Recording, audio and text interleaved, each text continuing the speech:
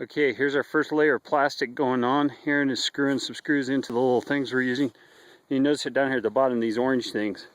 This is some fiberglass things we found down at the Habitat for Humanity store. We wanted to use something that the weather's not going to destroy. What we're doing is we're pinching it between a plywood strip that we screwed onto our base frame. I'll show you that here in a minute. And then putting the fiberglass thing over the top, so it's on the outside. And this is our first side of this section that's done, and we're about to go over to the other side and pull it tight and get the other side done. Here's a look at our fiberglass, or our plywood strips. Here's a look at our plywood strips. You can see here we have this section of plywood on the frame, which is down here, and then the orange fiberglass part pinches the plastic right here together. So that's how the plastic is held onto the greenhouse.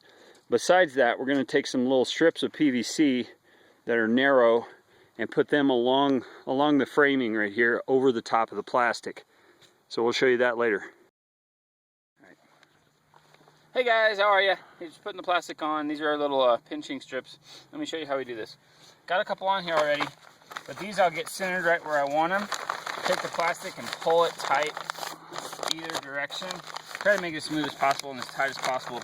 And pinch them in, make sure you're up against the little plywood strip, and then screw them in. Pretty simple.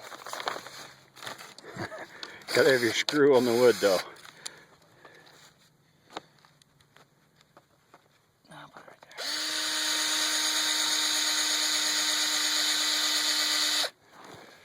And we're using drywall screws Because they're cheaper. And they kind of hold. There we are. Pretty tight and pretty taut. Okay, we're having to give up on it for today because the wind picked up. But I wanted to show you the first section of plastic we got on.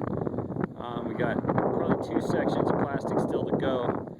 And in particular, I want to show you what we're doing with some extra PVC.